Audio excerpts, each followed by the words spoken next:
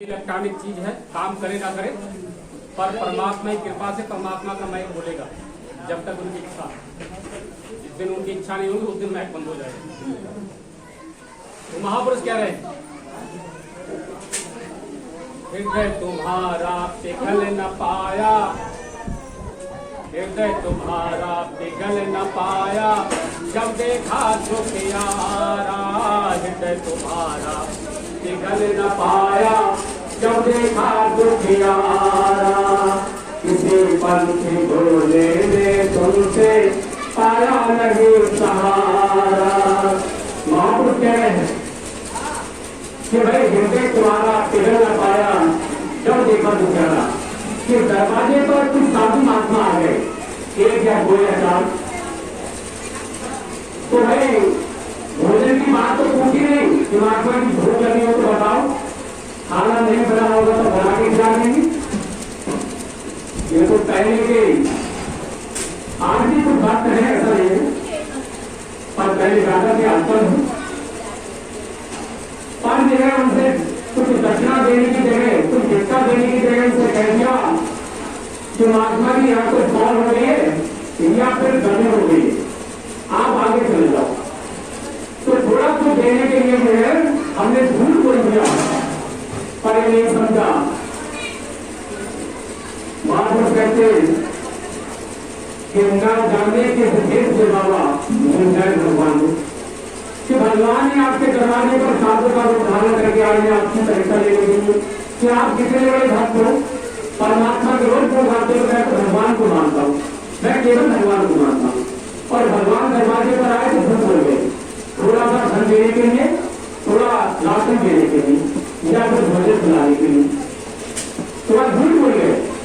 तो महापुरुष क्या कह रहे हैं, हृदय तुम्हारा पिघल न पाया, जब देखा दुख यारा। हृदय तुम्हारा पिघल न पाया, जब देखा दुख यारा।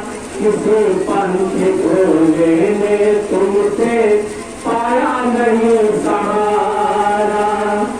डूबी है करुणा की धारा, कैसे आएंगे भगवान, कैसे आएंगे भगवान। हमने आंगन नहीं बुहारा, तुमने आंगन नहीं बुहारा।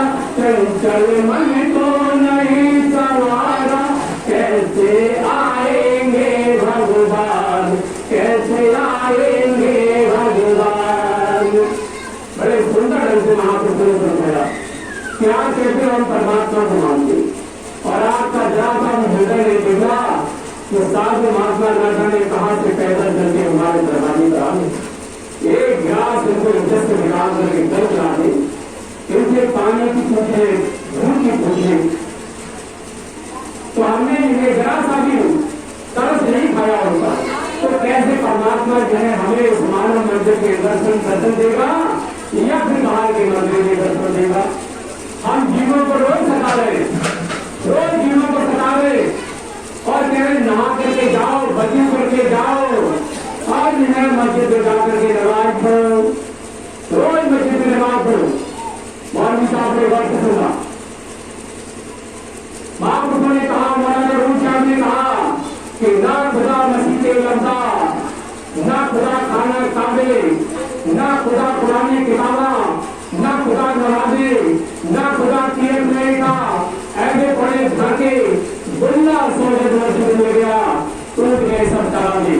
मौलाना रूम साहब ने सुंदर से कहा कि तुम ये अल्लाह को पाने के लिए मस्जिद में जा रहे हो, वजू कर रहे हो, हाथ में लोग धो रहे, स्नान कर रहे हो, साफ सुथरे कपड़े पहनकर जा रहे हो। इसी प्रकार से हमारे हिंदू भाई नहा धोकर के स्नान करके लंबा टीका लगा करके मंदिर में भाव चढ़ा करके पूजा करने जा रहे, और अंदर विषय विकारों की खान लगी हुई है।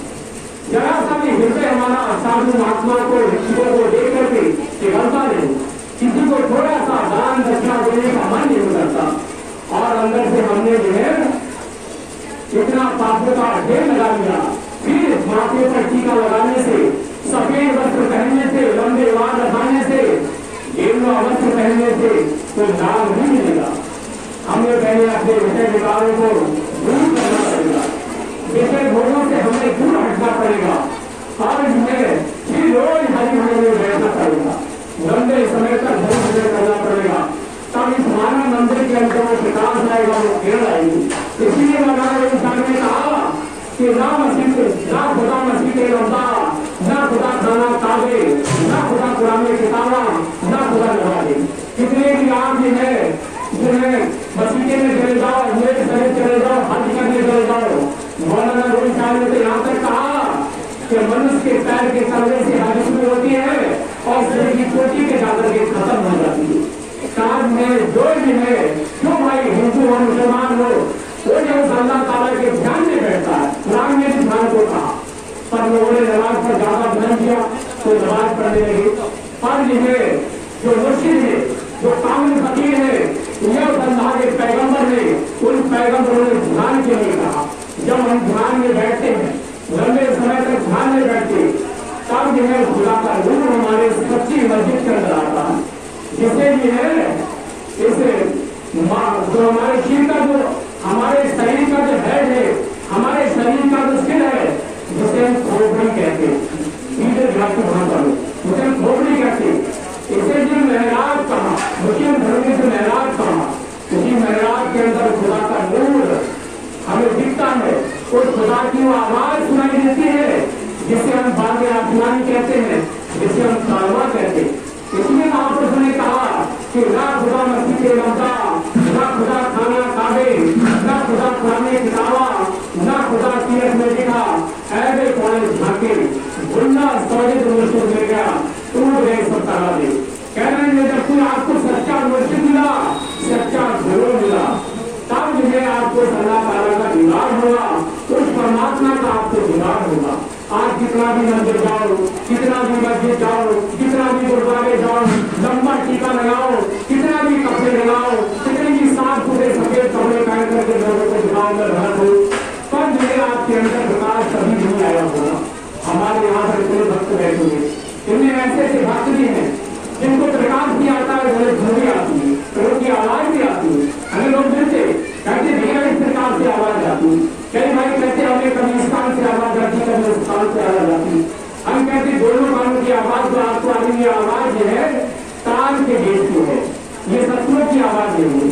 आप स्मरण करते रहिए, ध्यान करते रहिए, इन दोनों कानों को आवाज छोड़ करके एक ही रात के जिन्हें जहाँ से रहने हिंदी लगाती है, जहाँ भक्तों को तिलक लगाते, ये दोनों कानों को छोड़ करके ये आवाज यहाँ पर आ जाएगी, सामने से आना शुरू हो जाएगी, जिसे तोड़ धारा कहते, सामने से आने वाली धारा कहते।